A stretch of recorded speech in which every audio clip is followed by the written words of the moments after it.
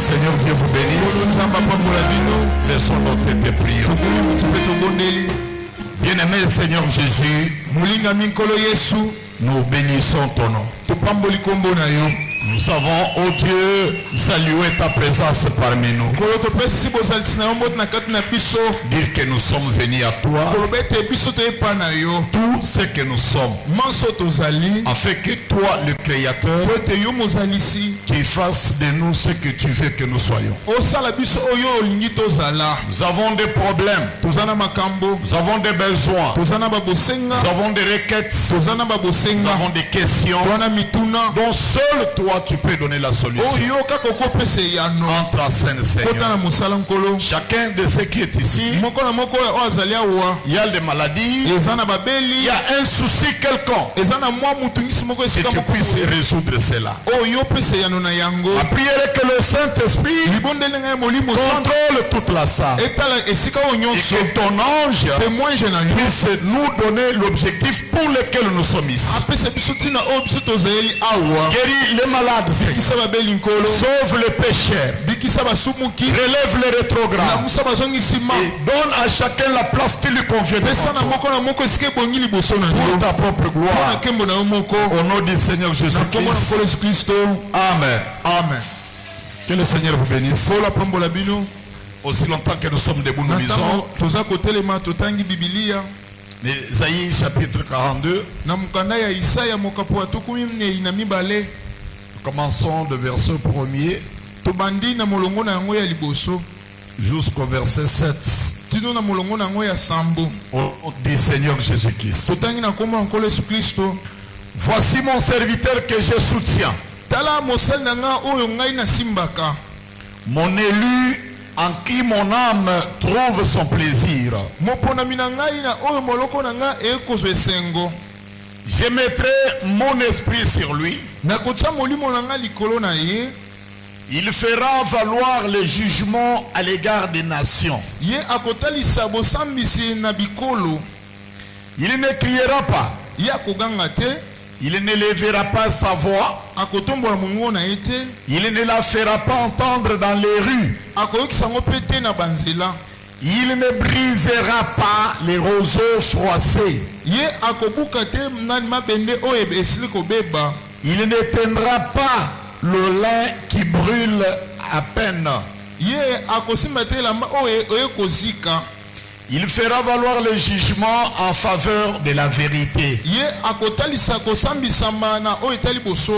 Il ne se lassera pas. Non, lassé. Il ne se hâtera pas. Jusqu'à ce qu'il ait établi le jugement sur la terre. Et les îles s'attendront à sa loi. Ainsi dit l'Éternel qui a créé les cieux et la terre, qui a déployé, qui a étendu la terre et ses produits, qui donne la respiration au peuple et qui est sur elle, et un esprit à ceux qui y marchent. Moi l'Éternel, je t'ai appelé en justice. Je tiendrai ta main. Je te garderai. Et je te donnerai pour être une alliance du peuple.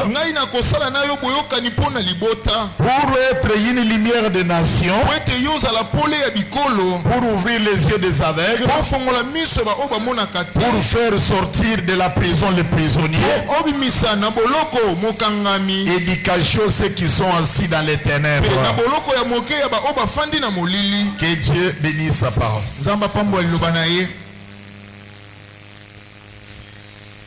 Bien-aimés frères et sœurs, je dis encore que Dieu vous bénisse. Parce que nous sommes dans un voyage. Le voyage que le monde n'a jamais connu. De quitter la terre et aller vers le surnaturel. Et ce voyage, il n'y a que les élus de Dieu, préparés avant la fondation du monde qui doivent s'y aligner. Nous n'y marchons pas sur les lits fleuris des anses. Un chemin d'épines. Un chemin resserré. Un chemin que plusieurs ne peuvent pas découvrir.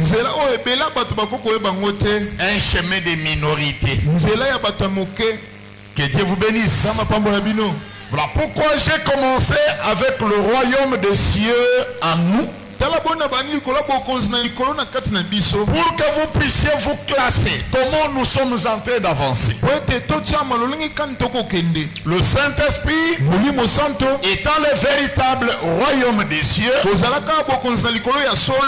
devons l'avoir en nous et aussi entrer en lui. Nous sommes dans le Saint-Esprit et nous avons le Saint-Esprit. Nous sommes dans le royaume et nous avons le royaume.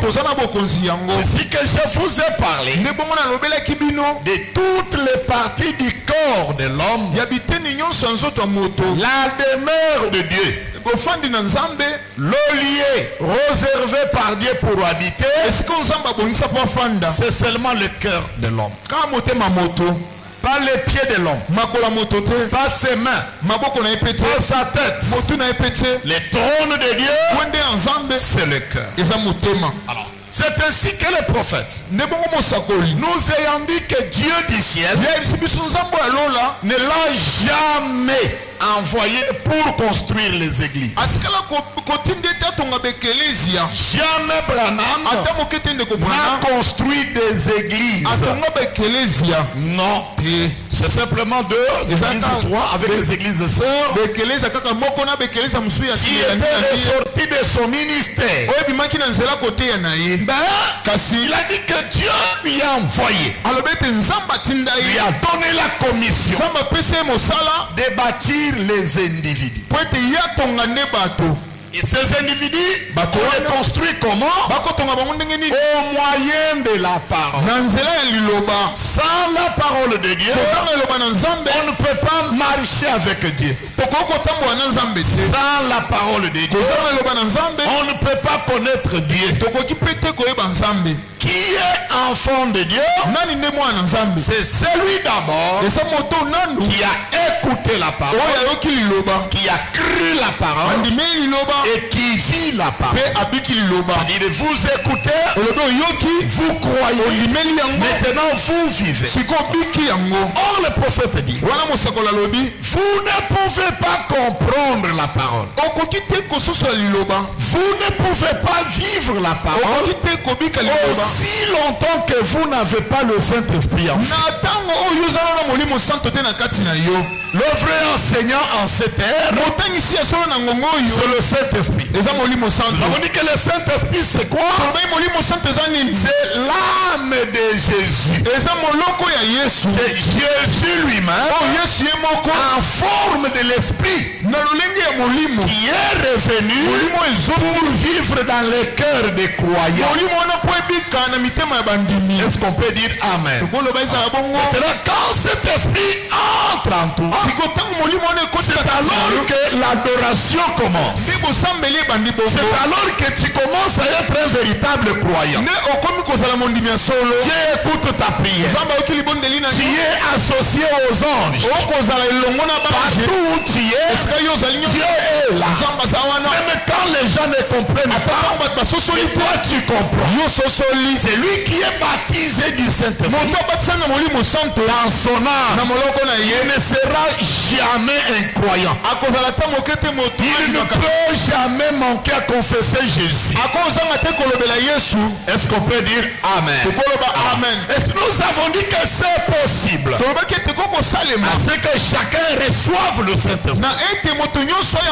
Rien n'empêche. Parce que c'est une promesse donnée à quiconque croit. Toute personne qui croit au message du prophète Branham a droit de recevoir le Saint-Esprit. Est-ce qu'on peut dire Amen? Il nous a dit, si vous n'êtes pas né de nouveau, vous ne pouvez pas voir le royaume des cieux. Or le royaume des cieux, c'est Jésus lui-même. Le royaume des cieux, c'est le Saint-Esprit. Pour voir Jésus dans sa forme spirituelle qui travaille aujourd'hui, il faut être né de nouveau. Ceci où le prophète fait de nous des véritables croyants. Qui ne sommes pas des croyants selon la coiffure. Nous ne sommes pas des croyants selon l'habillement. Nous ne sommes pas des croyants en venant dans les églises du message. Mais nous sommes des croyants. Si notre cœur est véritablement la demeure du Saint-Esprit. Est-ce que vous pouvez dire Amen? C'est ainsi qu'il nous a donné ce détail. Mon fils, ma fille, regarde ton cœur. Pendant que les gens regarde l'argent, regarde la beauté physique, regarde des maisons qu'on vit. Toi, veille sur ton cœur. Maintenant regarde ton cœur. La vie privée est-elle ouverte à Christ? Est-ce que Jésus est en train de veiller sur cette vie qui vivait? Y a-t-il des rubriques cachées dans ta vie privée que ton mari ne connaît pas, que ta femme ne connaît pas, que tes enfants ne connaissent pas, que Dieu même ne connaît pas? À ce point-là, ta chrétienté est mise en doute. Parce que Seigneur Jésus doit être dans la vie de chaque personne. Qu'il soit évêque, pasteur, apôtre ou les croyants, Jésus doit voir des puissants, deux facettes. La première, il est le sauveur de ma vie. Et la deuxième, il est le Seigneur de mon âme. C'est-à-dire qu'il doit régner sur moi. Frère, s'il t'a sauvé et qu'il ne règne pas pour toi, alors toi tu ne peux pas régner. Tu l'invoqueras, il ne t'entend pas. Est-ce que vous m'entendez bien? Pour que toi tu règnes, Jésus doit d'abord régner sur toi. Tu ne peux pas voyager sans les consulter. Tu ne peux pas aller adorer dans l'église sans les consulter. Tu ne peux pas manger sans les consulter. Tout ce que tu es et tout ce que tu as, lui doit régner sur lui. Est-ce que vous m'entendez bien? Un croyant qui se débrouille, qui fait de lui-même, il prend l'image d'Adam qui a fui devant le Seigneur. Dieu lui a demandé, où es-tu Adam? J'ai entendu ta voix, mais je me suis caché. Pourquoi tu t'es caché? La femme que tu m'as donnée m'a séduite. Je suis tombé. C'est ainsi que je me suis retrouvé nu. Bon. Vous comprenez pas ça? Maintenant quand il était déjà loin de Dieu, maintenant l'idée de se débrouiller, prendre les feuilles de figue, coudre les vêtements pour lui et pour sa femme. Mais quand il était en présence de Dieu, il ne se débrouillait pas. Le prophète Branham dit, Dieu n'a pas créé une personne pour se débrouiller. Il dit ceci. Quand tu veux avoir quelque chose de bon, recevez d'abord le Saint-Esprit. Tu auras une bonne femme. Recevez le Saint-Esprit. Tu auras une bonne affaire. Recevez le Saint-Esprit. Il te donnera un bon voyage. Recevez le Saint-Esprit. Il te donnera un bon ami. Recevez d'abord le Saint-Esprit. Il vous donnera d'abord un bon travail. Tout ce que vous cherchez de vous-même, c'est ce qui viendra l'ennemi de vous-même. N'oubliez pas. Israël, en cherchant la nourriture pour se sauver de la famine, il s'est retrouvé esclave. Personne ne l'a envoyé en esclave. Quoi que Dieu l'avait promis. Mais lui est allé comme quelqu'un qui cherchait le pain. En Égypte. Il y a beaucoup. Ici nous souffrons pour rien. Nous devons aller en Égypte. C'est comme ça que beaucoup de gens ont quitté l'intérieur pour se retrouver à Kinshasa. Aujourd'hui il y en a d'autres qui regrettent. On a quitté nos provinces pour être à Kinshasa. On se débrouille. Laisse Dieu prendre la direction de ton âme et qu'il te conduise. Dieu t'enverra là où tout le monde voit l'échec. Bien que Dieu aura la réussite. Parce qu'il connaît la fin avant le commencement. Tout est sujet de ton cœur. Les moi. La vie spirituelle. L'orgueil. Le fundu. Toutes ces choses-là. Est-ce que Jésus règne? Non. Aussi longtemps qu'il est là, tu confesses Jésus. Tu parles Jésus. Mais quand il ne règne pas, toi tu ne peux pas atteindre l'objectif pour lequel Dieu t'a envoyé. Le prophète nous a dit, nous avons été créés pour régner, pour dominer, pour adorer, pour manifester la puissance de Dieu. C'est ça l'objectif de la création. Où est cette puissance? En nous donnant la puissance, Jésus a dit, ni la mort, ni les portes de séjour ne peuvent pas prévouloir sur toi aucune puissance. D'où vient même les petits mbassou qui nous font pleurer? Une petite sorcellerie. Les chrétiens pleurent jusqu'à jamais. Un chrétien, quel que soit le moment où il se trouve, il a la victoire dans son cœur. Il ne peut pas pleurer comme un enfant, parce qu'il sait que celui à qui j'ai cru, il est plus puissant que celui qui est dans ce monde. C'est-à-dire qu'il a Christ. Christ est vainqueur. Et lui aussi, comme il est enfant de Dieu, il doit aussi vaincre comme Christ a vaincu. Ce soir, je vais introduire encore un enseignement qui va nous conduire à voir cette chose-là pleine en nous. Est-ce que vous êtes là? Nous allons parler sur un homme. Il y a ici un homme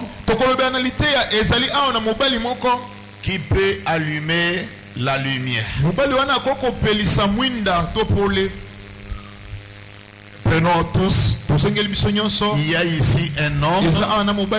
Allons-y. Il y a ici un homme qui peut allumer la lumière. Cet homme est au ciel. Il est où? Il est ici. Qui peut allumer la lumière. Lorsqu'on parle de quelqu'un qui peut allumer la lumière, c'est qu'on est dans les ténèbres. C'est Celui qui a besoin de la lumière, c'est celui qui est dans les ténèbres. Et qui connaît que je suis dans les ténèbres. Mais celui qui est dans les ténèbres, qui croit qu'il a la lumière, il ne peut pas la voir. Pourquoi? En venant sur la terre, Dieu a permis que tout ce que nous avons, nous puissions le recevoir de quelqu'un autre.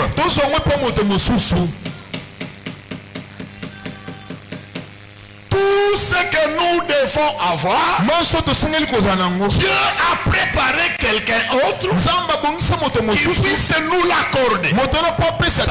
Dieu n'a pas laissé l'homme s'auto-suffire lui-même. Qui que tu sois, il y a quelque chose qui te manque. Et ce que toi tu n'as pas, il y a quelqu'un autre qui l'a quelque part. Oh, dites Amen. Même si tu as faim, mais il y a quelqu'un qui a la nourriture. Si tu es malade, il y a quelqu'un qui peut te guérir. Si tu as besoin de conduire, il y a quelqu'un qui peut t'apprendre. Si tu as besoin d'un vêtement, il doit y avoir quelqu'un qui te donne ça. Pour cette raison-là, aussi longtemps que tu vis en étant croyant, crois en toi là, il y a quelqu'un qui doit faire quelque chose. Il y a quelqu'un qui doit me saisir à la main pour m'introduire dans un endroit où je dois voir l'emploi. Il y a quelqu'un qui doit me conduire à la main pour que je trouve un mari ou une femme de ma vie. Il y a quelqu'un qui doit me tenir à la main pour que j'ai la vie éternelle. Si tu es croyant, tu peux dire Amen. Dieu connaissant que après la chute d'Adam, les gens ont vécu dans les ténèbres. Et les ténèbres dont je vous parle n'ont pas des yeux physiques. Référez-vous de ce que Branham a dit sur les yeux du cœur. Il nous a dit que mieux faut être un aveugle naturel qu'un aveugle spirituel. Parce qu'un aveugle naturel, dans la gloire, il y a un corps avec deux yeux qui lui réservent. Je peux perdre mes deux yeux, mais quand Dieu va récompenser, je les aurai. Mais un aveugle spirituel est 10 millions fois pire qu'un aveugle naturel. Dites Amen. Un aveugle, il peut prendre l'argent, croire que c'est un papier hygiénique. Un aveugle peut marcher nu, ne sachant pas qu'il y a les gens qui le voient. Un aveugle peut tomber dans un puits, or qu'il marche avec la liberté. Un aveugle ne voit jamais la lumière. Il est renfermé dans les ténèbres. Alors, lorsqu'on est aveugle, on doit toujours avoir un guide. Soit c'est un animal, soit c'est la canne, soit c'est une personne à côté de toi. Cet homme représente tes yeux. Dieu connaissant que les hommes et les femmes vivent dans les ténèbres, qu'est-ce qu'il faudrait? Il faudrait allumer la lumière afin qu'il voie. Celui qui voit ne peut pas tomber dans un puits. Celui qui voit, il distingue les choses. Celui qui voit, il sait comment entrer et comment sortir. Pourquoi? L'œil, c'est une lampe du corps. Est-ce que les croyants peuvent dire Amen? Dieu a su qu'il y a des gens qui sont assis dans les ténèbres. Et il faudrait que ces gens parviennent à connaître leurs Connaître leur identité. Connaître comment on peut adorer. Connaître qui est Dieu. Pour le faire, Dieu sait là où il faut toucher. C'est où il y a les ténèbres dans les yeux. Un aveugle, il peut entendre la voix, mais difficile d'arriver là où se trouve la voix. C'est-à-dire que les yeux sont très nécessaires. Que Dieu illumine les yeux de vos cœurs. Il a dit celui qui est aveugle, qu'il vienne acheter de la collyre. Quand il prendra la collyre, ses yeux verront.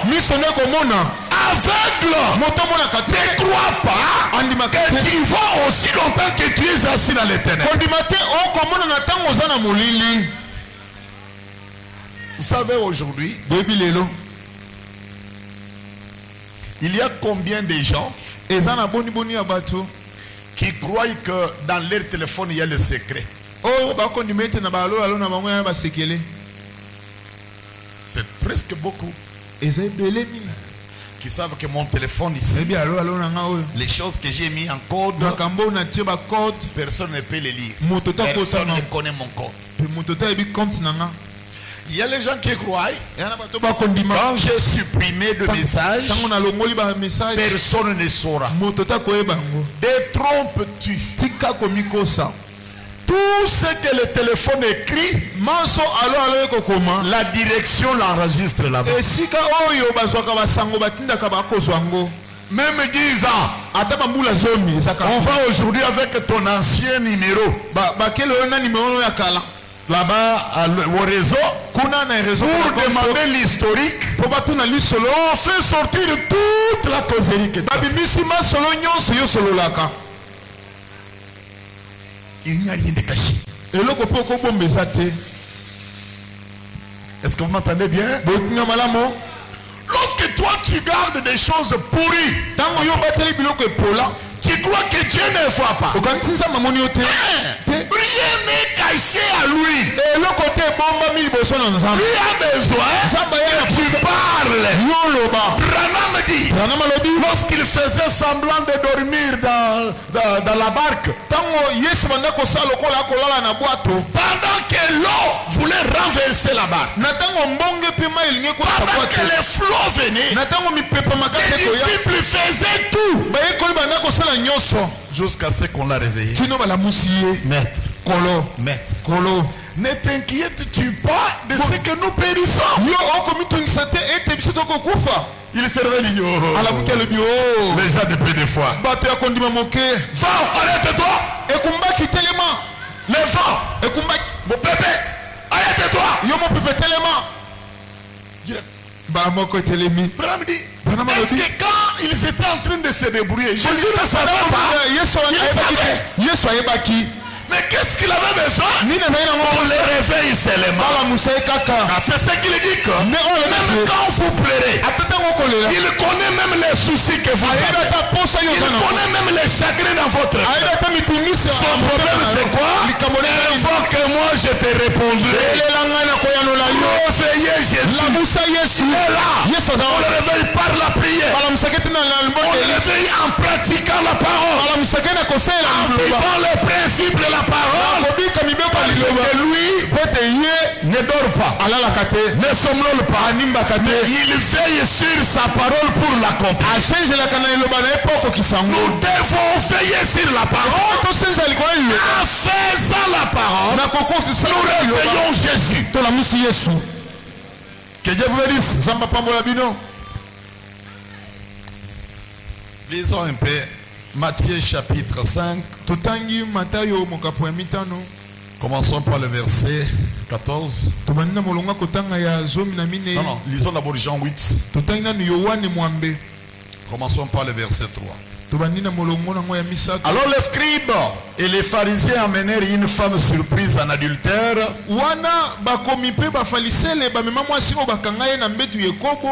Et la plaçant au milieu du peuple, ils dirent à Jésus: Maître, cette femme a été surprise en flagrant délit d'adultère. Moïse dans la loi nous a ordonné de lapider de telles femmes. Toi donc, que dis-tu? Il dit cela pour prouver, afin de pouvoir l'accuser. Mais Jésus s'étant baissé, écrivant avec le doigt sur la terre,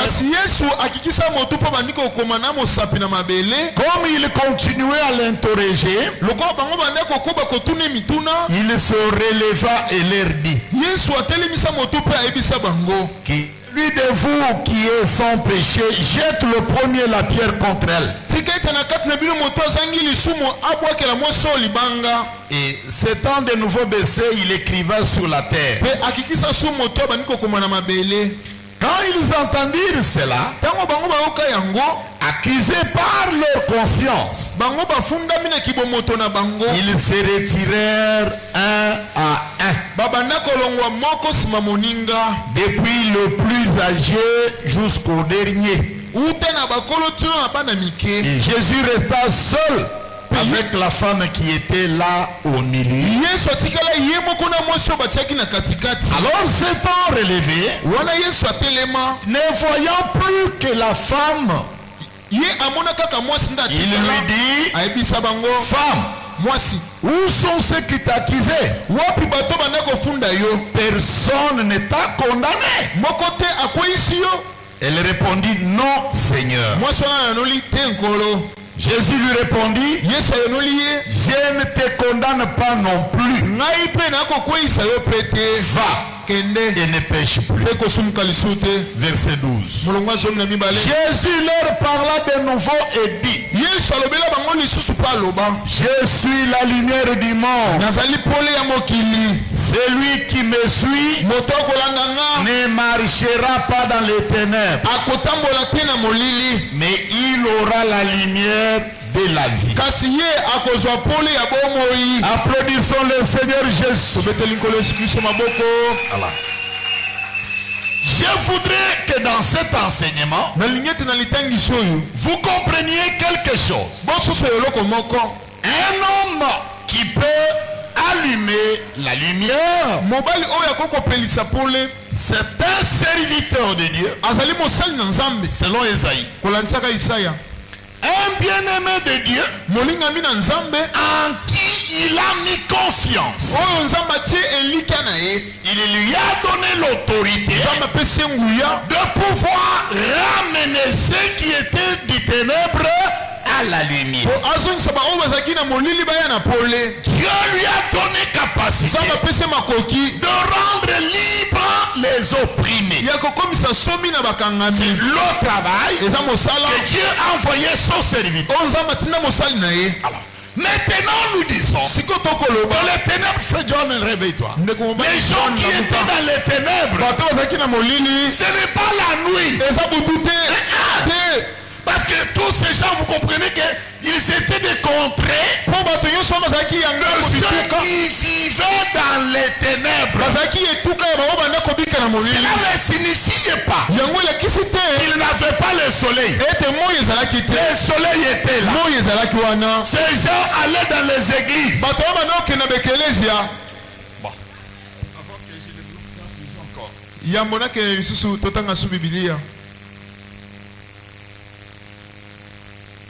Nous lisons en Luc chapitre 1er. Non. Lisons Matthieu chapitre 4 plutôt. Commençons par le verset 13. Jésus quitta Nazareth et vint demeurer à Capernaum, situé près de la mer, dans le territoire de Zabulon et de Naphtali, afin que s'accomplisse ce qui avait été annoncé par Esaïe le prophète. Le peuple de Zabulon et de Naphtali, de la contrée voisine de la mer, Dieu du pays au-delà de Jourdain Yamboka oezali koleka ya Yudeni et de la Galilée de Gentil. Pena oya ba Galilée ya batabikolo. Verset 16. Na molongwa zomi na motoba. Ce peuple Libota oyo assis dans les ténèbres oyo bafandi na kata molili a vu une grande lumière. bango bamoni pole ya monene. Et sur ceux qui étaient assis dans la région de l'ombre de la mort, Pe likolo ba o bafandaki na etuka ya lolenge oyo ya liwa. la lumière s'est levée. Pole etelemaki. Et dès ce moment, Jésus commença à prêcher et dire, Pe utata ngwana Yesu abanda kote pe koloba. repentez-vous, Bongola motema. car le royaume des cieux est proche. Kwete bokonzi na likolo ebelemi. Applaudissons le Seigneur Jésus. Likolo eskiso maboko. Vous comprenez ici, bien-aimés, Bososole ya molingami. que ce peuple était assis dans les ténèbres. Ete libota wana bafandaki na molili. Ce n'est pas qu'il manquait le courant. Eza te bazanga lotiliki. Ce n'est pas que le soleil n'était pas là. Eza te mwasi ezalaki wana te. Ils étaient des humains comme vous et moi. Bazalaki bato lokola yo na Mais nga. ça fait longtemps qu'ils vivaient assis dans les ténèbres. Kasi sawa ntango ebele bakobika na kati ya Et ces molili. ténèbres-là, la Bible dit Pe molili wana que bibili elobi. c'était l'ombre de la mort. Ete ezalaki elilingi ya liwa. Celui qui est dans l'ombre, Moto wana celui elilingi. qui est renfermé dans les ténèbres. Moto akangami na molili. Branham dit que Nana malobi ete ces gens-là bato wana étaient emprisonnés par les ténèbres. bango bazalaki na boloko na molili. Ils adoraient Bandaki kosambela dans les ténèbres. na molili. Ils travaillaient Bakosala dans mosala les ténèbres. na kati ya molili. Ils se mariaient Bakobala dans les na ténèbres. kati ya molili. Mais pour que la lumière vienne, Po ete pole ya selon que Esaïe en avait déjà parlé, kolangisaka nde Isaya alobaki ce yango. peuple qui était assis dans les ténèbres, Libota wana bafandaki na molili dans l'ombre de la mort, na elilingi ya ils liwa. ont vu une grande lumière. Bamoni pole ya monene. Cette lumière-là, Pole wana ce n'était pas le soleil. ezalaki moi te. Le soleil, c'était un individu. Kasi moi ezalaki moto. Cette lumière-là, Pole wana c'était l'enfant Jésus. ezalaki mwana Yesu. Est-ce que quelqu'un peut dire amen? Moto koloba amen. C'est-à-dire que quand on voit un homme, Elobi ntango omoni moto on voit la lumière omoni pole qui était promis depuis longtemps. pole oyo elakamaki uta ntango ebele. Frère, ma soeur, Ndeko mwasi pa mobali. on ne peut pas comprendre la parole de Dieu sans la révélation de Dieu lui-même. Okoki te kosusu eloba na Nzambe soki Nzambe ye moko atalisi yo te. Si vous trouvez des musulmans Soki omoni et bamisilima d'autres églises, pena mangomba ils mosusu te diront, ce verset ici, la Bible avait menti. bakomi biso mpona likomi oyo biblia ekosaki. Parce que les gens étaient assis dans les ténèbres. Po bato bafandaki On dit qu'ils ont vu la lumière. Où est la lumière? balobi bamonaki pole yango wapi yango. Il n'y a pas un autre soleil venu. eza na moi mosusu ayaki Il te. n'y a pas une lumière venue comme ça que les gens voyaient. eza na pole mosusu ayaki te Et ezali bato cette bamoni. lumière-là Kasi pole wana était la présence d'un serviteur en qui Dieu avait mis toute son affection. ezalaki bozalisi ya mosali moko Nzambe afandisaki bolingo C'est nyonso. pour cela, Nde bongo lui-même Jésus, ye moko Yesu en venant dans ce monde, nakoyaka na mokili quand oyo il trouve ses disciples, bakutani na bayokoli na il ye a dit, ayebisi bango vous êtes la lumière du bozali monde. bino bozali pole ya mokili. Lisons Matthieu 5. totangi Matayo 5.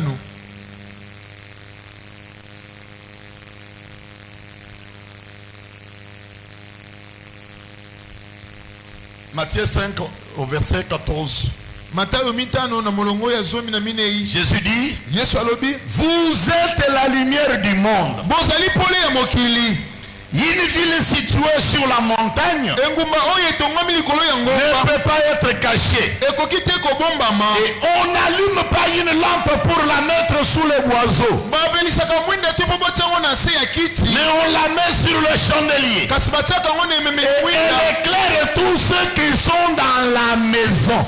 engengisaka bato nyonso baa na ndako. Verset 16. na molongo ya Que votre lumière luise pole na bino engala ainsi devant les hommes, mpe bongo liboso ya bato afin qu'ils voient vos bonnes œuvres po ete bamona misala na bino ya et malamu qu'ils glorifient votre Père qui est dans les cieux. bakomisa tata na bino na likolo. Applaudissons le Seigneur Jésus. tobeteli nkolo Yesu Kristo maboko. suivez-moi bien. Je suis en train de mettre un peu une base pour que nous puissions le développer. Et Zaïdi, que la parole s'accomplira. Que les gens qui étaient assis dans les ténèbres, qui avaient été poussés par l'ombre de la mort, ils doivent voir la grande lumière brillante. Quand ils le verront, les ténèbres disparaîtront. Quand ils le verront, la liberté viendra. Quand ils le viendront, ils seront maintenant adorés. Quand les yeux s'ouvriront, ils connaîtraient qui serait leur Dieu. Et lorsque Jésus est venu, il nous dit à tous, je suis la lumière du monde. Tout celui qui me suit ne marchera jamais dans les ténèbres. Et il verra que la lumière de la vie couleront dans sa vie. Est-ce que vous m'entendez bien? Jésus est la lumière qui était promis par Esaïe de pouvoir éclairer ceux de la terre de Zabulon, ceux de Nephtali, ainsi Galilée des gentils, tous ceux qui étaient au bord de Jourdain. Quand Jésus viendra, ça sera la lumière qu'ils verront. Maintenant Jésus dit, celui qui me suit ne marchera jamais dans les ténèbres. Quelle grâce! Nous croyons quand nous étudions, quand nous avons la connaissance, quand nous voyageons, nous avons une large connaissance, nous pouvons bien marcher. Et Jésus dit ce n'est pas ça. Vous voulez vivre la lumière, suivez la lumière. Que Dieu vous bénisse. Il porte maintenant une autre facette. Moi Jésus, je suis la lumière du monde. Et vous aussi, vous êtes quelle lumière? Du monde. Ah, dites Amen. Amen. Il nous dit maintenant quelle est la lumière que nous sommes.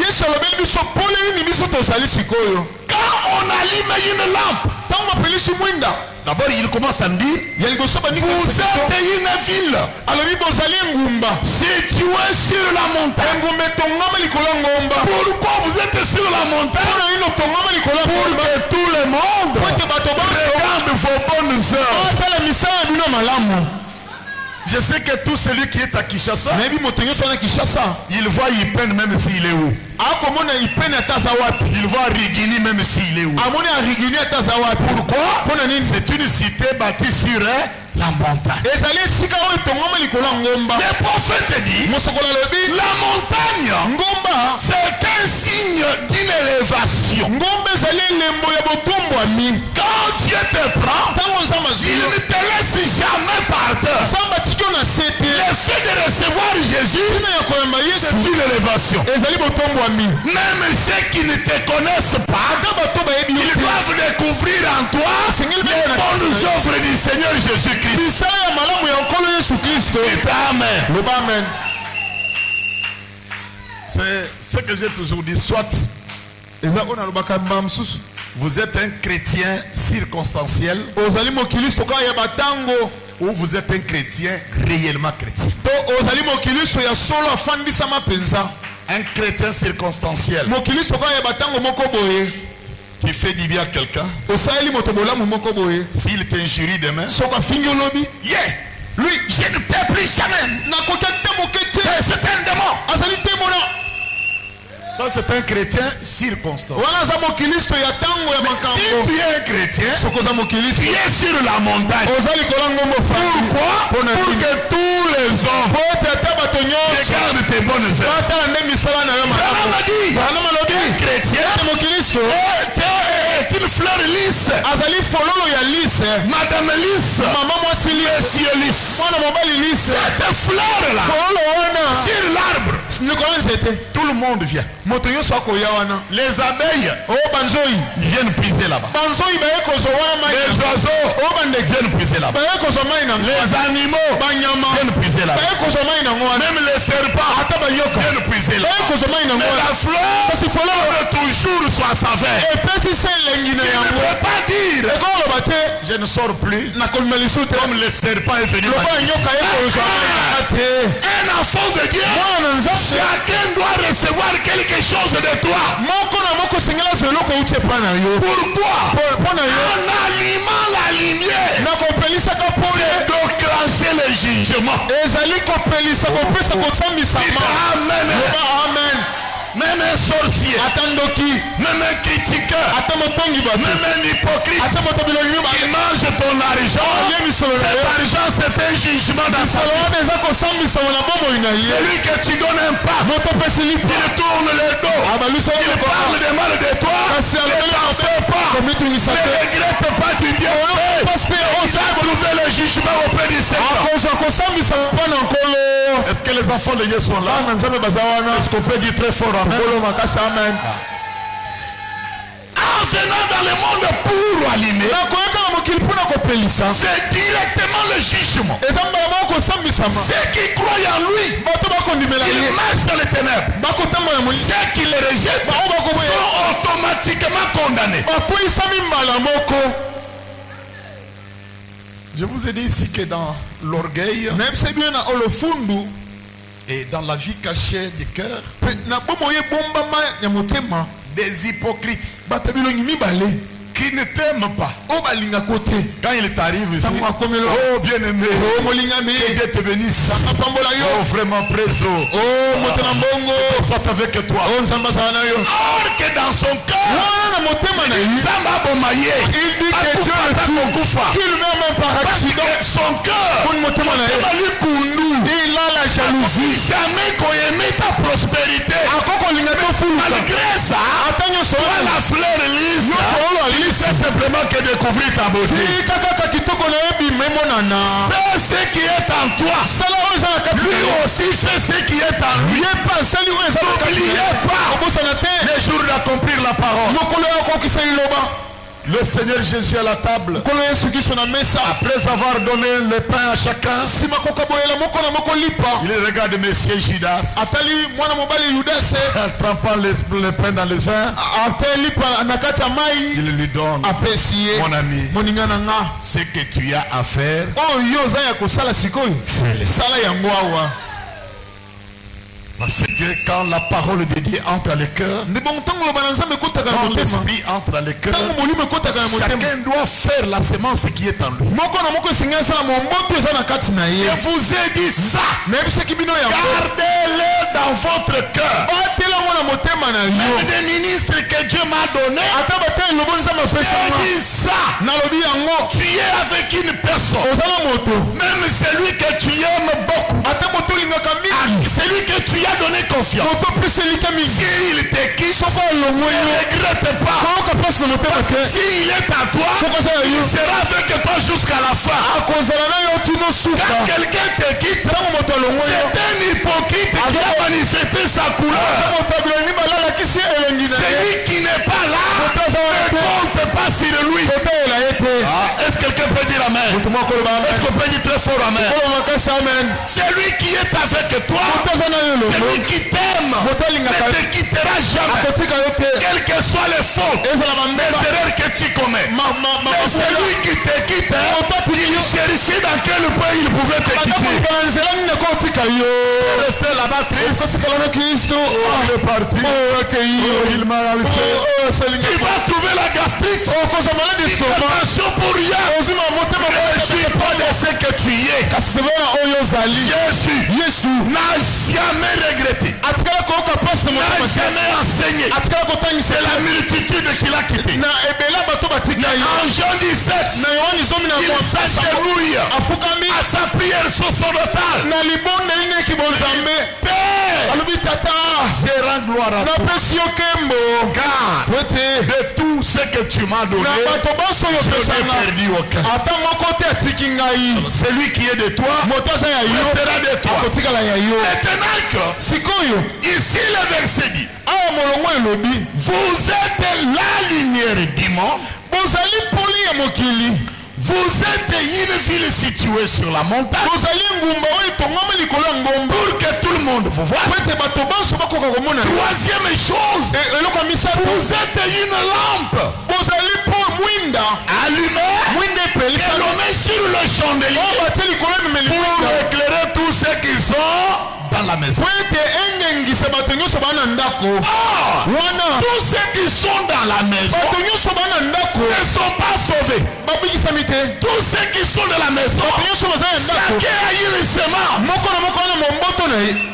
Est-ce que vous m'entendez bien? J'ai dit ça pourquoi? Dans le temps de l'enlèvement, la Bible dit ceux qui seront deux sur lui. On fera comment? On prendra l'un et l'autre.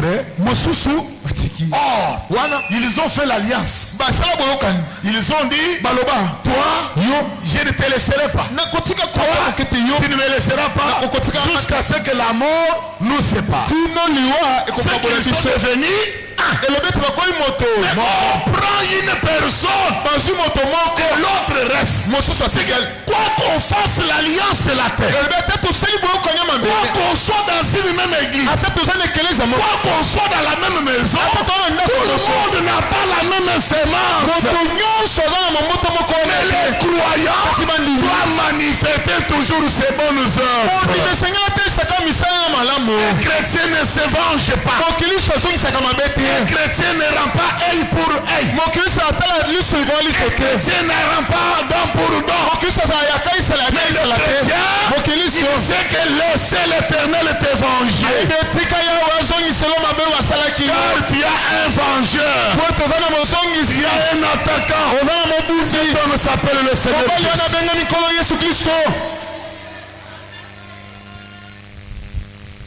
Jésus n'est pas seulement la seule lumière, mais tous ceux qui le suivent, ils sont aussi la lumière du monde.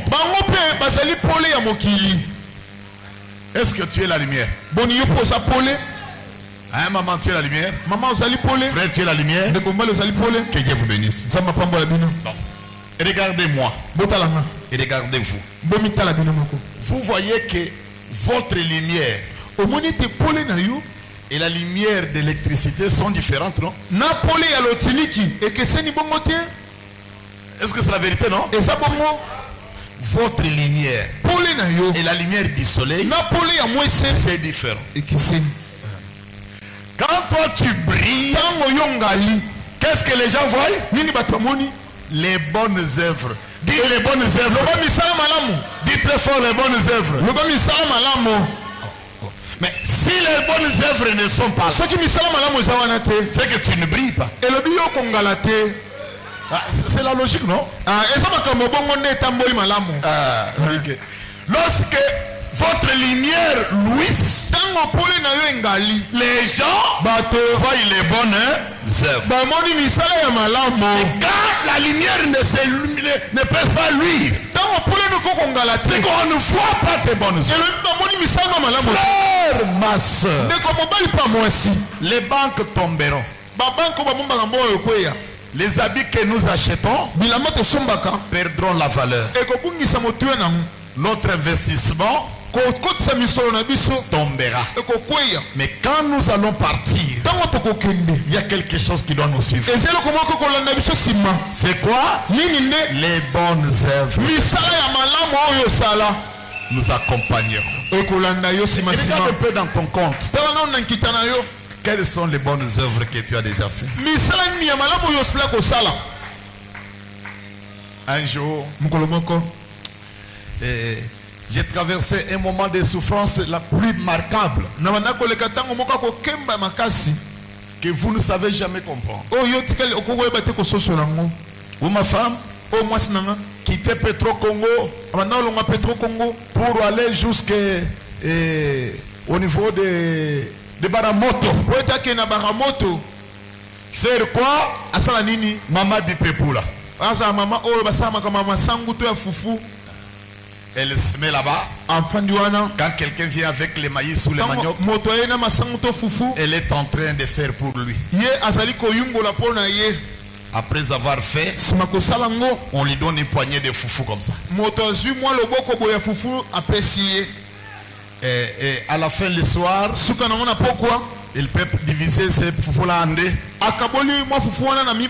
Une partie, elle vend. Elle achète des petits poissons là. Et elle vient avec une partie à la maison. Arrivé à la maison peut-être vers 20h. Tous les enfants déjà endormis. On les nettoie un peu avec de l'eau pour les réveiller. Il fait ces petits foufous là. On mange. Et moi à ce moment là, je ne fais que pleurer. Je me disais, je suis un homme, mais c'est la femme qui est devenue papa. Mais un jour, le matin, Jean-Élie, il a dit je vais suivre la maman. Il s'est débrouillé de sa manière pour avoir le transport 207. Ils vont arriver jusque sur poids lourd au niveau de Kingabois. Alors, les voitures fait l'accident. Il tombe dans un puits comme ça. Jean il tombe. Quand il tombe, le véhicule monte sur lui. Alors, il était seul. Sa maman était là-bas. Baramoto. Moi j'étais assis à la maison. Petro Congo. J'entends quelques minutes, mon téléphone sonne. C'est vous le pasteur Bélier? Oui. Vous connaissez votre enfant Jean-Élie? Qu'est-ce qu'il a fait, Seigneur? Non, papa, ne vous a fait. Il a connu l'accident. Dites-moi, c'est le mort comme Jean-Élie, mon enfant. Non, papa, venez. Bon, là où j'étais, j'ai commencé d'abord à pleurer moi-même. Pourquoi j'ai pleuré? Même l'argent de transport, je n'en avais pas. Seigneur. Maintenant, c'est pour me ridiculiser. Maintenant, c'est pour me tuer. Comment je dois aller jusqu'à où l'enfant se trouve? C'est un voisin qui me regarde. Qu'est-ce qu'il y a, papa? Jean-Élie a connu l'accident. Je ne sais pas s'il est mort. On l'a maintenant. Prenez un peu le transport. Je prends le transport. Je viens en train de pleurer dans les voitures. Seigneur Dieu. Je vais dire au médecin quoi?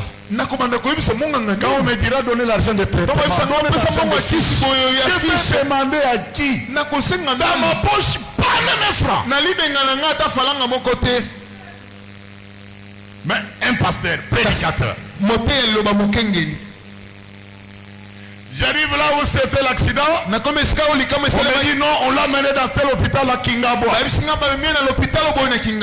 J'arrive à l'hôpital à Kingabois. Le médecin me regarde. C'est le pasteur. Il commence à pleurer. Où est mon enfant?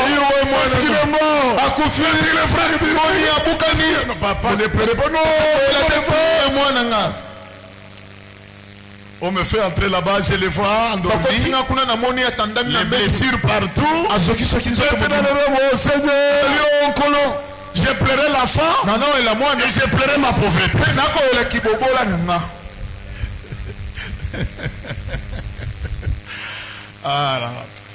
Dis à celui qui est à côté de toi, Dieu ne manque jamais de témoins. Dis-le fort, Dieu ne manque jamais de témoins. Un papa vient là-bas, puis avec de la gomme. C'est vous le pasteur, papa de l'enfant? Il dit oui. Ne vous en faites pas venir. Votre enfant a fait l'accident mortel. C'est moi qui l'ai pris. Je l'ai fait transporter pour l'amener dans cet hôpital. Mais ne vous en faites pas. La fiche, j'ai payé. Les droits des médecins, j'ai payé. Les médicaments, j'ai payé. Les droits de l'hôpital, j'ai payé. Vous n'avez pas droit. Pas même un franc. J'ai déjà fait. Je regarde l'homme, je dis, oh, c'est quoi? Nini? Il me dit, oui, j'ai déjà tout. C'est lui qui me disait qu'il n'était pas millionnaire. Hein? Je dis, comment tu as fait? Écoutez-moi. Il me dit, là où l'enfant a connu l'accident, moi je suis je sais pas si c'est forgeron ou forgeron. J'ai fait les assiettes de soudure là. Mais j'ai une caisse chez moi. Chaque jour, j'ai y mis quelque chose. Dans les besoins qu'un jour, quand j'aurai quelqu'un dans un problème qui n'a pas le soutien, je puisse le faire.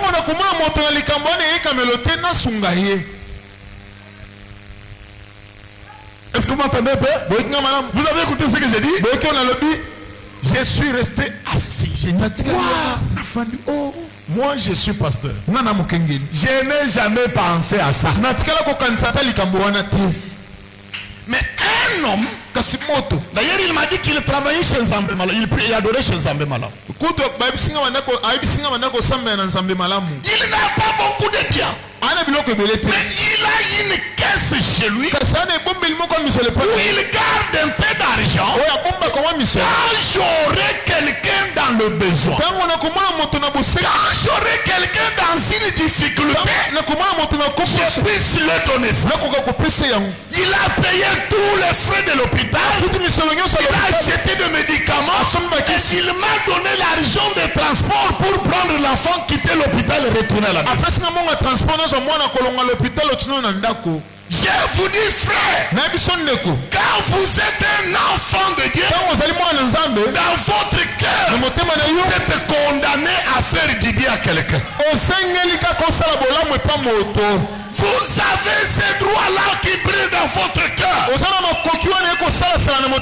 Honte à vous. Si tout ce que vous avez, seulement pour votre papa, pour votre maman, pour votre famille, non, faites du bien à tous. Mais surtout à ceux avec qui vous avez la foi dans le Seigneur. Accordez ces privilèges. C'est ce que nous devons faire. La lumière, ce n'est pas prendre la torche. La lumière, ce n'est pas s'habiller en chic, mais c'est présenter les bonnes œuvres auprès des gens. Les bonnes œuvres, vous ne les faites pas, mais c'est la vie que vous menez.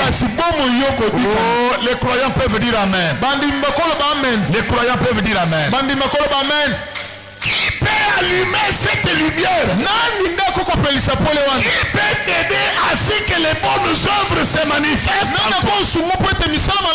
Pas l'esprit des clans. C'est le don de Dieu qui est à toi. Oh. Est-ce que vous êtes là? Est-ce que vous m'entendez bien?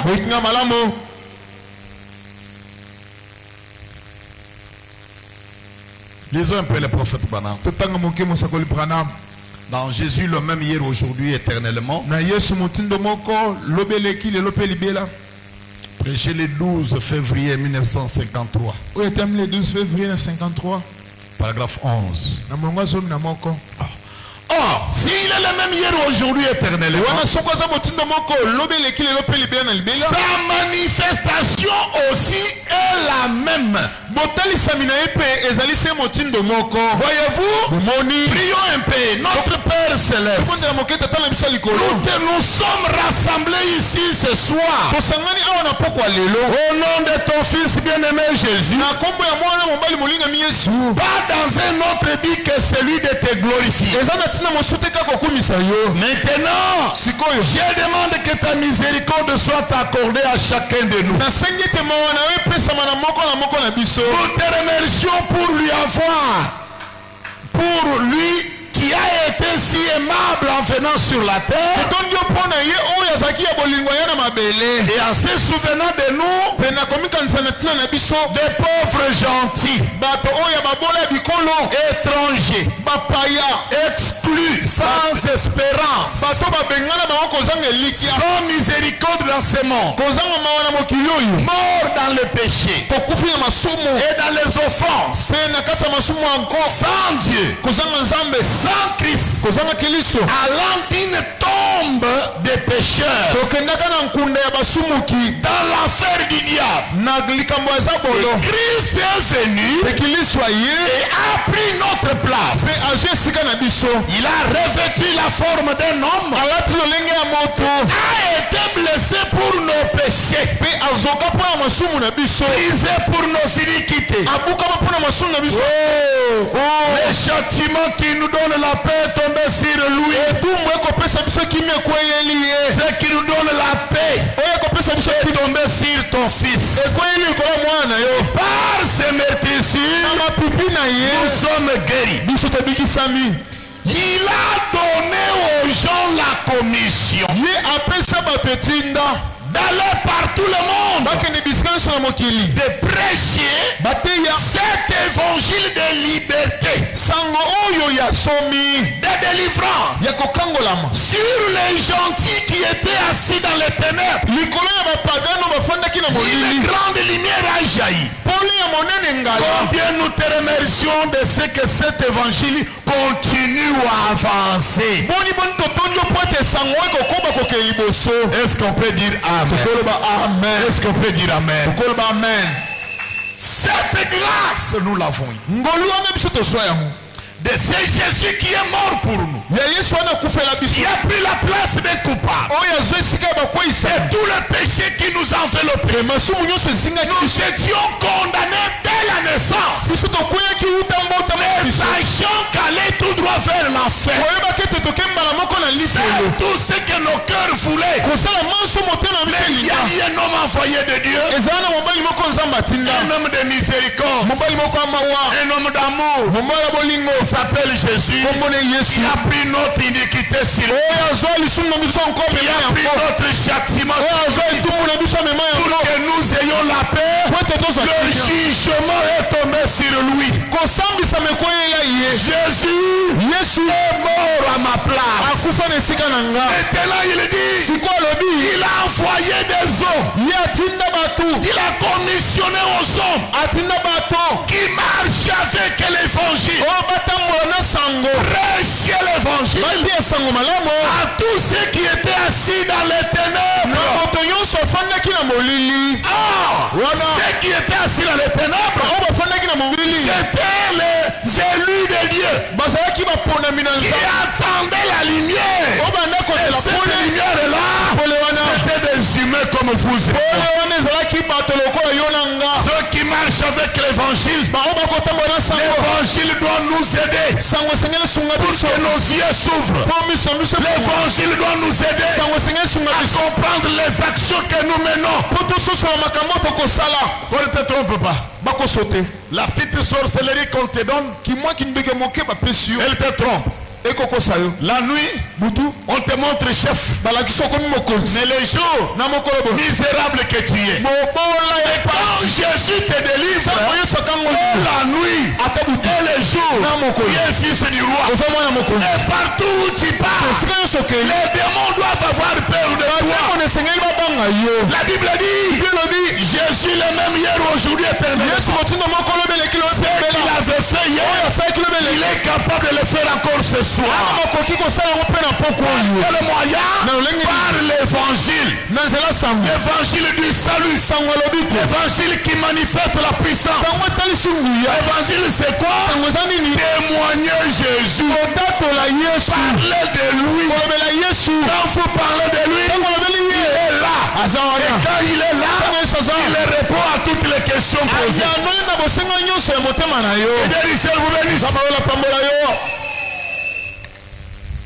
Continuons un peu. La preuve de sa résurrection.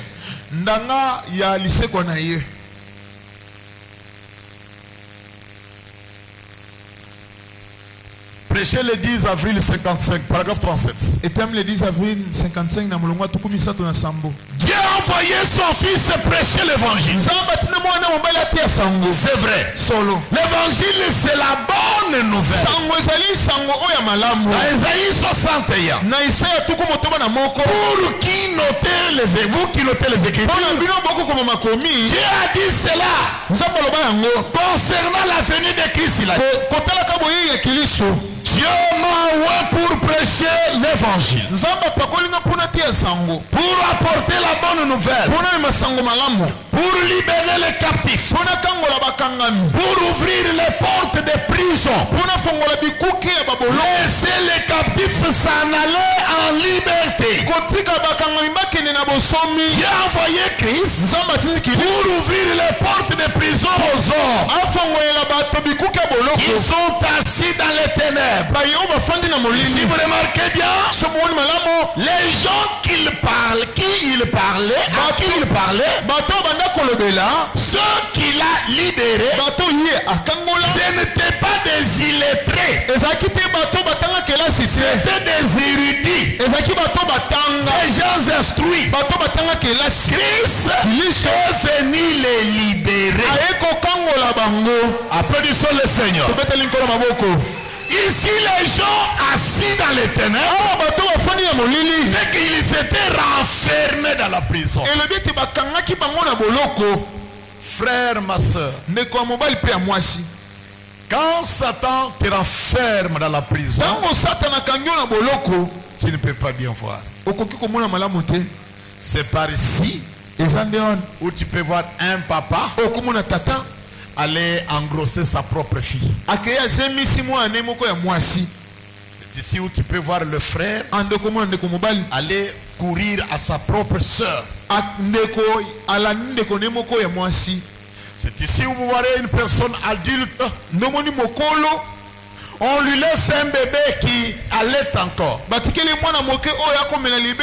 Il viole cet enfant. Pourquoi? Il est dans la prison. Quelqu'un qui est dans la prison ne peut pas faire ce qu'il veut.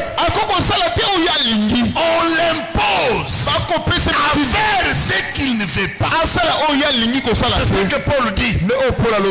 Quand je pense faire quelque chose du bien, je me vois faire le mal que j'ai.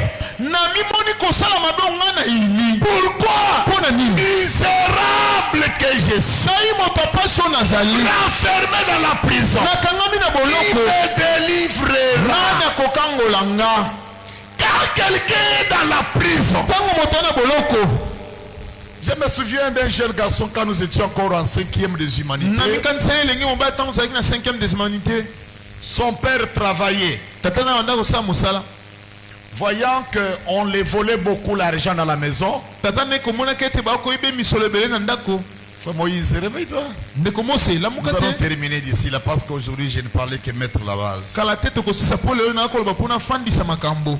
Et à chaque mois, quand on payait le papa, il donnait à son fils garder cet argent. Garder cet argent. Papa demandait, c'est devenu combien? Maintenant c'est 1 million. D'accord. Garde cet argent. Or l'enfant, qu'est-ce qu'il faisait? Il prenait cet argent, il va dans l'école avec ses amis. Il prenait des photos, il achetait à manger, il distribuait l'argent et il vient à la maison. Les jours où le papa lui demande, ouvre la caisse, donne-moi l'argent. L'enfant fait presque 1 heure dans la chambre. Où est l'argent? Je ne comprends pas. L'argent était ici. Je ne sais pas qui a volé. La caisse est vide. Tu prends l'argent de ta famille qui peut t'acheter un vélo, qui peut te payer la nourriture. Tu vas le détruire avec les étrangers qui ne répondront jamais à ton besoin, même pas un seul jour. Qu'est-ce qui te fait un prisonnier? Prisonnier détruit sa propre femme. J'ai trouvé ça quand nous étions à Bibo là-bas. Une maman qui frappait sur son mari. Voleur, voleur. Ah, laissez-moi. Maman, qu'est-ce qu'il y a? Papa, je souffre le matin. Je vais vendre les braises. J'ai pris un peu d'argent. J'ai caché. Comment c'est toi m'a connu pour aller voler, aller prendre la bière avec les tumbako? Un homme intelligent. Il vole sa femme pour aller boire avec ses amis. C'est-à-dire quoi? Un prisonnier. Mais un homme qui voit, il a un peu la vision du futur. Il sait que notre demain dépend de ce que nous faisons maintenant. Nous ne serons pas riches car nous ne préparons pas la richesse ici. Nous n'allons pas réussir car nous ne préparons pas les stratégies du travail ici. Non, quelqu'un qui est prisonnier, on le pousse à faire les choses qu'il ne veut pas. Combien de mamans ont détruit les mariages de leurs propres filles? Regarde à sa fille, il dit ma fille, tu vas dans le mariage. Mais l'homme n'est pas ton frère. Le mariage, c'est le marché. Ça peut se disparaître. Il faudrait avoir un peu ta petite chose. Que tu gardes un peu. Même si on te répudie, tu oses pouvoir te faire. C'est la maman qui dit ça à sa fille. Quand la fille commence à le faire, le monsieur aussi a un contrôle. Et comme je vous ai dit, il te donne 10 000 francs. On va faire le marché. C'est Demi Thompson.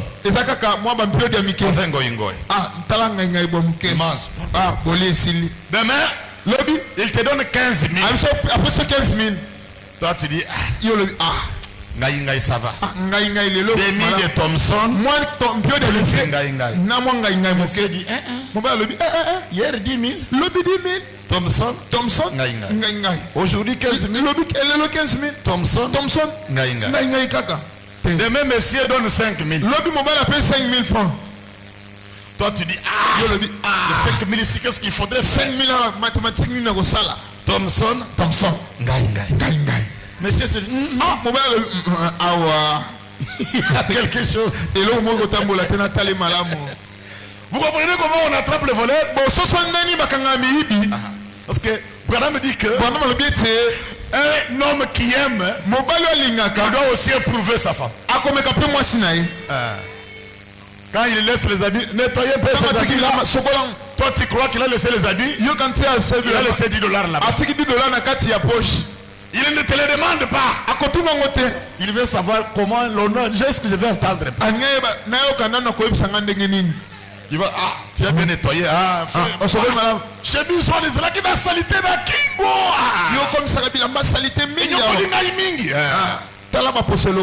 Lui entend un peu là-bas. Rien. Il dit, oh Soro Djongo. Que Dieu vous bénisse. Que Dieu vous bénisse. Les gens qui ont grandi dans nos villages, ils le savent ça.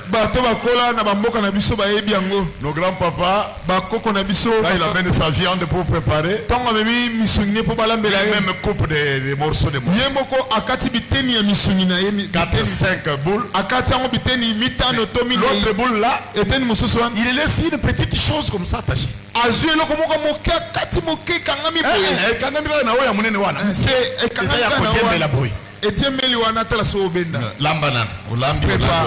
Tu prépares. Quand tu as terminé, papa n'a silisi, il prend les cuillères. Atali yokanisi azo meka anotala kama iloko ya mukiwa atali ezate il regarde au moins si moyibi c'est une femme volée c'est biloko nyonso na zungu.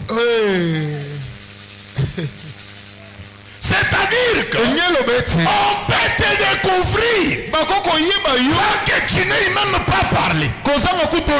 C'est pour cette raison un chrétien véritable veille sur tout ce que tu fais. Tu ne peux pas détruire tes œuvres à toi-même. Je vous ai dit en Proverbe 14 verset 1, la femme sage bâtit sa maison et l'insensé la renverse avec ses mains. Il renverse ta propre maison avec le travail que tu fais toi-même. Pourquoi renfermer la prison? Or que Dieu a envoyé l'évangile auprès de son fils afin de rendre libre tous les opprimés. Dieu ne se réjouit pas pour que tu demeures dans les ténèbres. Dieu veut te délibérer. Il veut te rendre libre. Il veut ouvrir, enlever les voiles sur tes yeux. Il veut enlever la poutre qui est sur tes yeux.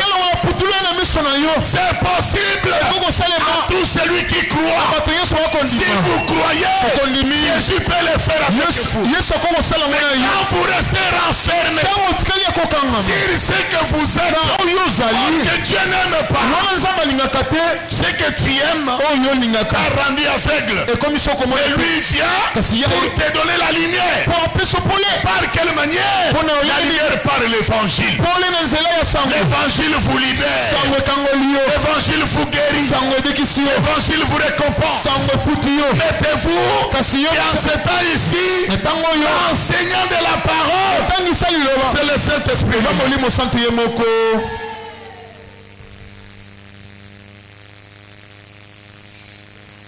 Au commencement, il n'en était pas ainsi. Prêché le 2 octobre 1958. Le 2 octobre 1958. Paragraphe 16.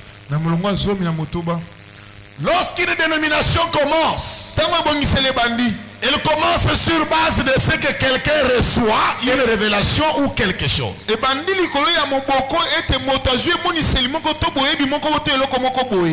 qui peut être bien, tout à fait bien. Mais il en fait une dénomination. Oui, il ne peut pas aller plus loin. Mais Dieu veut que nous restions libres. Il nous veut tel qu'il nous donne une lumière. Nous pouvons la recevoir. Le recevoir davantage. Davantage la lumière. Continuer à recevoir la lumière. Et continuer à avancer. C'est pourquoi nous aimons rester libres. De sorte que nous puissions simplement prêcher la Bible telle qu'elle est écrite.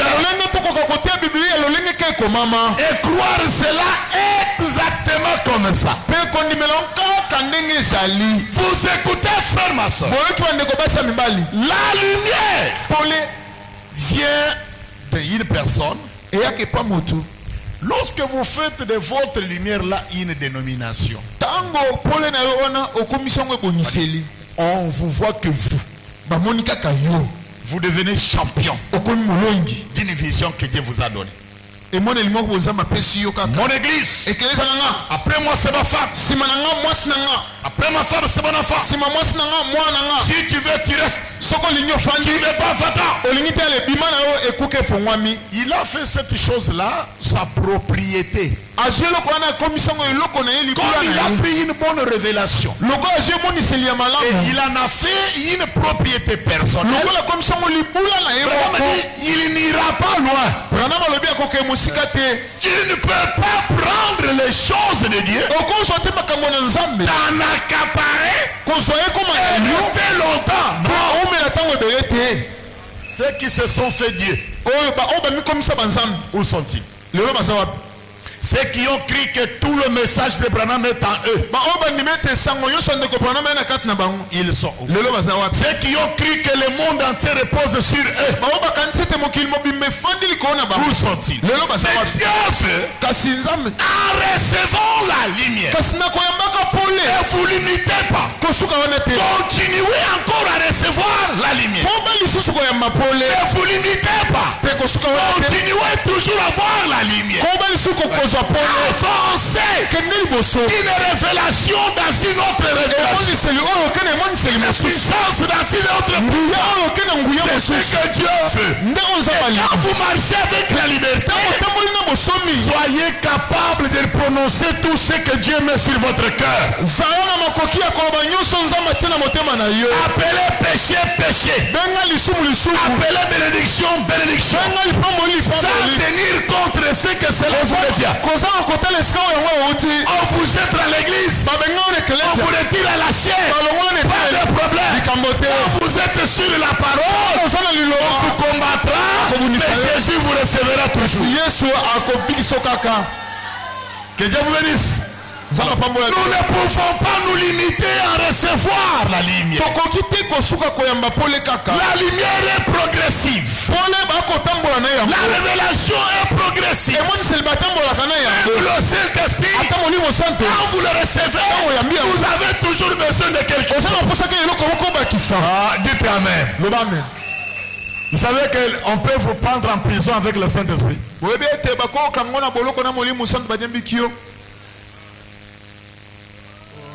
Mais je vous ai déjà enseigné ça, non? Simon Pierre avait le Saint-Esprit, mais on l'a mis en prison. Le Saint-Esprit qui était en lui, il ne l'a pas délivré. Qu'est-ce qu'il a délivré? Un ange. Il est venu, il lui a enlevé les chaînes, il lui a saisi la main. Quoi qu'il avait le Saint-Esprit, on l'avait mis en cachot. Paul, il avait été en péril, en train de mourir sur la mer, mais le Saint-Esprit renfermé dans la banque plus de 14 jours. Mais hier, quand il est ascendu en bas, il est venu dire aux gens, ne découragez pas, vous n'allez pas mourir. L'ange de l'Éternel, de qui je suis serviteur, il est venu à moi et il m'a dit ça. Est-ce que quelqu'un peut dire Amen?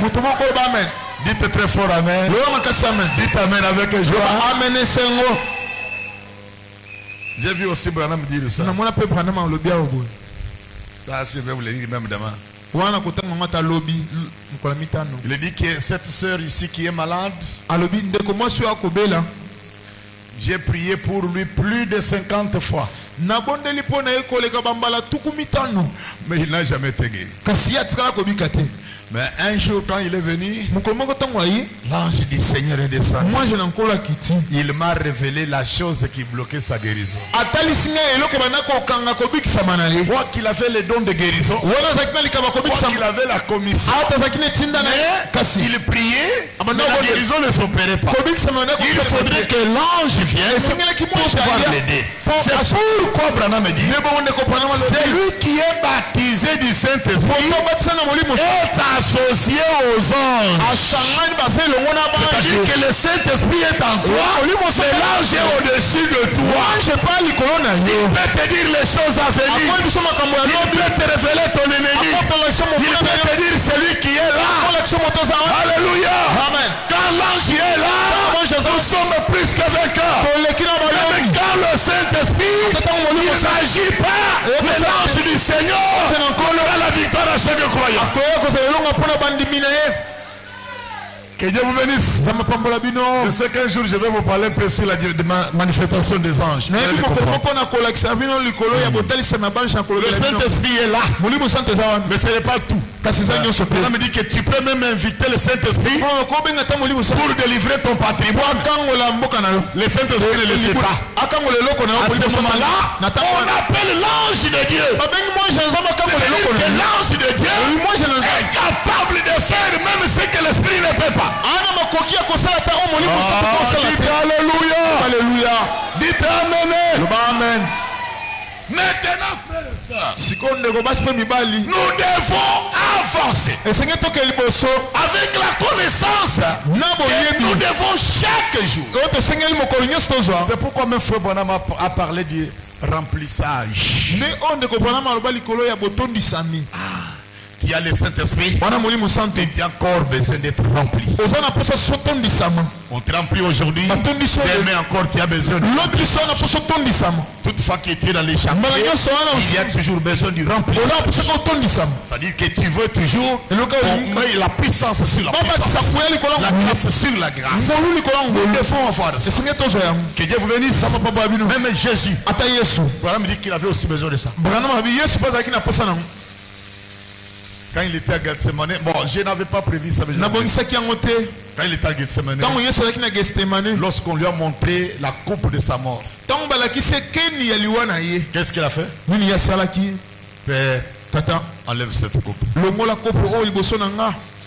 L'esprit est disposé, mais le corps la Bible dit comment? Les anges vinrent pour les fortifier. Le Messie, il faudrait que les anges viennent au croyez que l'ange de l'Éternel campe autour de tous ceux qui les craignent pour les arracher. Qui croient au Saint-Esprit, croient aussi qu'un ange doit être à côté de toi. Il y a un ange qui doit me porter ton image. On rêve de toi, ce n'est pas toi, c'est ton ange qui a pris ton visage. Dites alléluia. Dites alléluia. L'ange que tu as est réellement comme toi. C'est un grand enseignement. Madame dit que même quand l'ennemi te piège dans un accident, Dieu prend ton ange là. Ta théophanie, on les ramène là-bas. Le véhicule vient, il te tape, on le dit, oh, il est mort. Tant que tu vas terminer, que ce qu'on a tué là, c'est ton ange, c'est ta théophanie, et ta vie est gardée dans la main du Seigneur. On peut même te donner le poison. Tu vas terminer là, et demain, on te le voit revenir là. Dites amen. Je vais l'ouvrir un jour. Vous allez les comprendre. Pourquoi le Saint-Esprit a-t-il été donné? Prêché le 17 décembre 59. Paragraphe 101.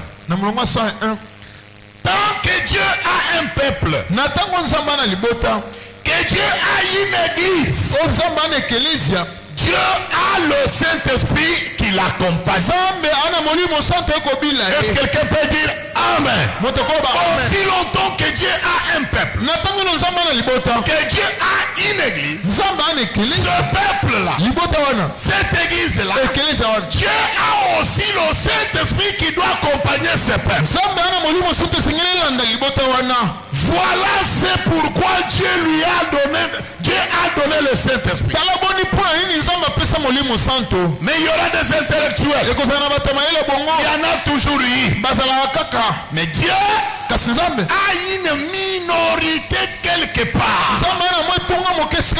Dieu a une petite église quelque part. Il continuera à avancer avec le baptême du Saint-Esprit pour revendiquer la lumière. Est-ce que c'est raté? Qui par leur témoignage qui jugeront le monde. La Bible ne le dit-il pas? Heureux ceux qui ont le cœur pur, car ils verront Dieu. Et les justes, les saints jugeront la terre. Votre témoignage aujourd'hui amènera le jugement contre cette ville. Notre témoignage du Saint-Esprit et de la puissance de Dieu, une vie sainte, amènera le jugement contre la ville. Que les chrétiens disent Amen. Que les chrétiens disent très fort Amen. Comme Dieu a le Saint-Esprit qui accompagnera chaque croyant. Frère, ma soeur, aussi longtemps que l'église est là, le Saint-Esprit est encore pour accompagner chacun. Ne t'aimez pas dans la prison de la drogue. Ne t'aimez pas dans la prison de Tumbako.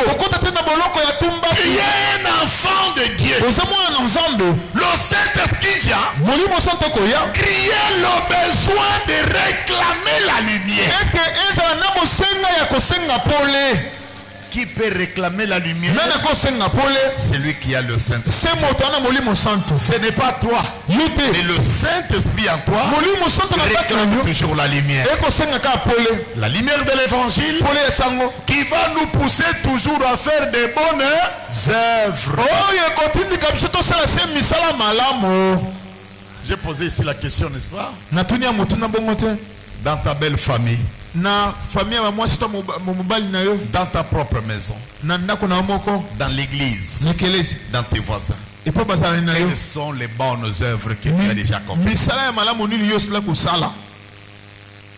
Que tu peux un jour dire à Dieu, Seigneur, regarde, tel était nu,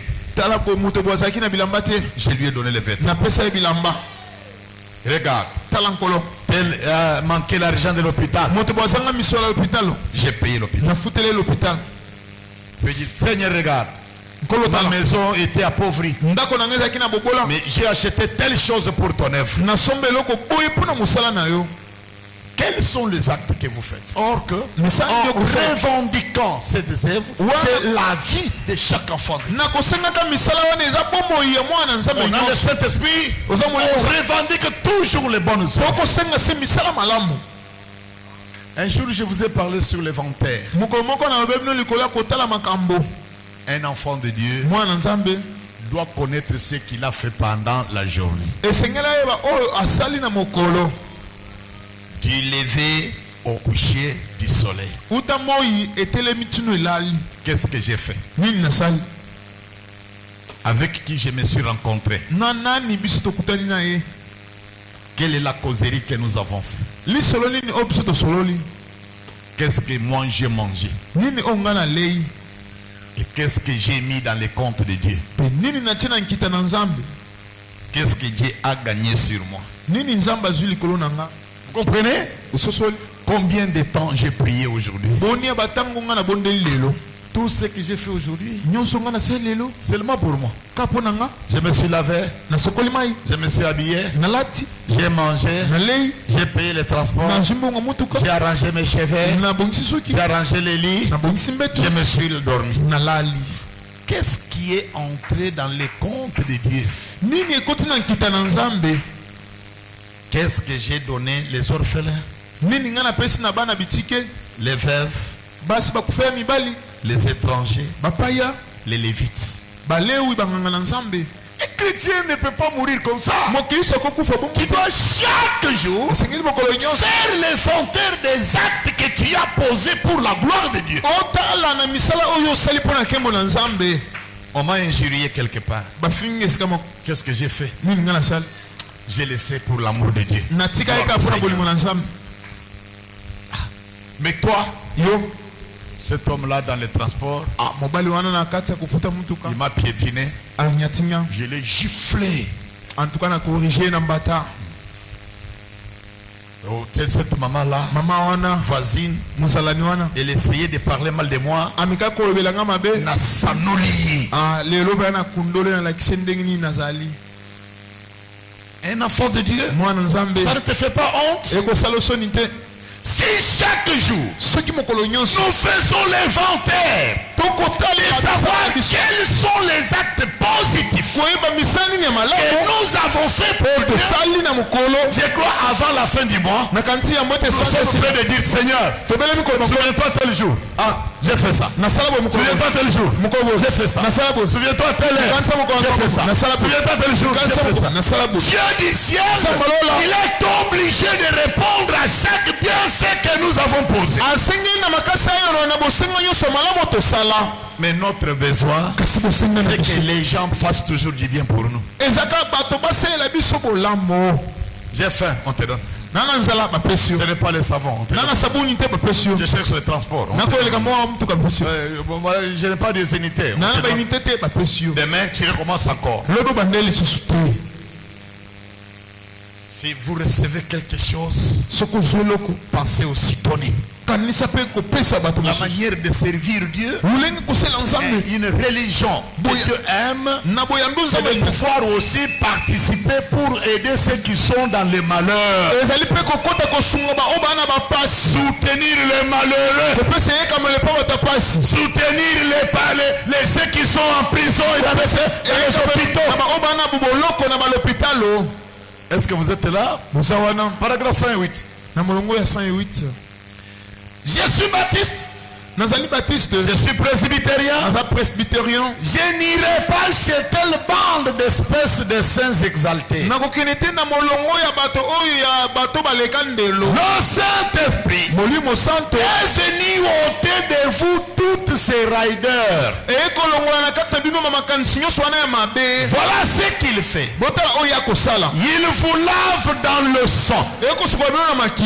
Il vous repasse. Il sait c'est ce qu'il est venu faire. Il est venu vous redresser. Redresser les endroits tortueux. C'est ce qu'il est venu faire.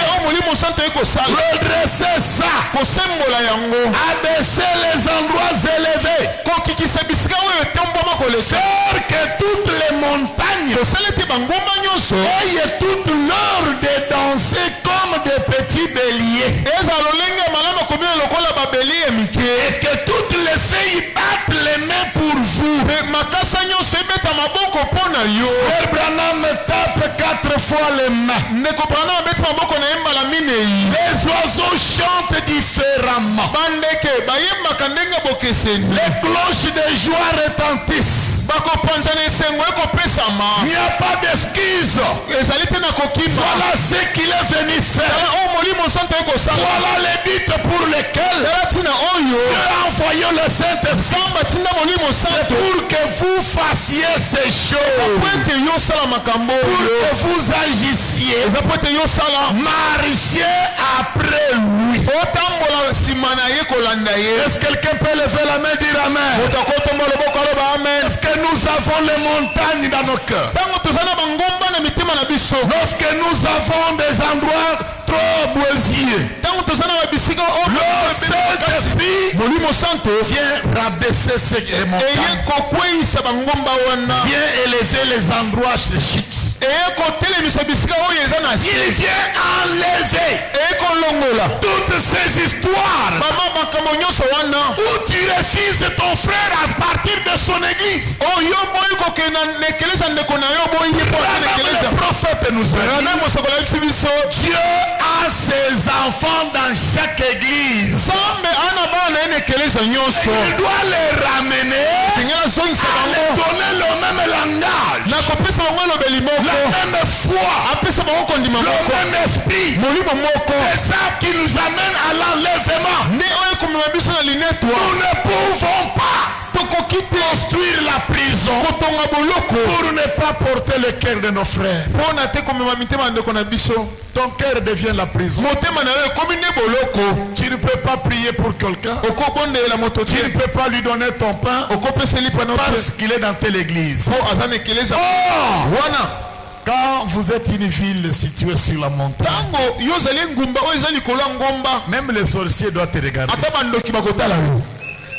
Amen. Amen. Quand vous êtes une ville située sur la montagne, voilà me dit que vous êtes comme un filet que le pécheur jette dans l'eau. Lui a besoin de poissons, mais le filet ne ramènera pas seulement le poisson. Même des serpents, même des tortues, même des crapauds, même des branches d'arbres, le filet ramène tout. Mais c'est le maître qui va prendre les poissons et prendre les serpents jetés. Vous devez éclairer tout le monde. Éclairez vos voisins. Éclairez votre famille. Éclairez les gens qui sont autour de vous. Qu'on voie vos bonnes œuvres. Que le Seigneur Dieu vous bénisse. Est-ce que votre lumière luise? Mettez-nous debout. Nous allons prier le Seigneur. Laisse ton âme à Dieu. Réclame la lumière. Demande pardon à Dieu de ce que tu as fermé le cœur de plusieurs pour l'évangile. Par tes actes, par ta parole, beaucoup de gens aujourd'hui ne peuvent même pas dire Amen à la parole de Dieu. Demande à Dieu de te retourner la lumière. Tu dois briller, mon frère. Tu dois prier, ma soeur. Pendant qu'on nous entend les cantiques, chacun de nous doit prier. Et à la fin, je vais appeler le diacre Ndala.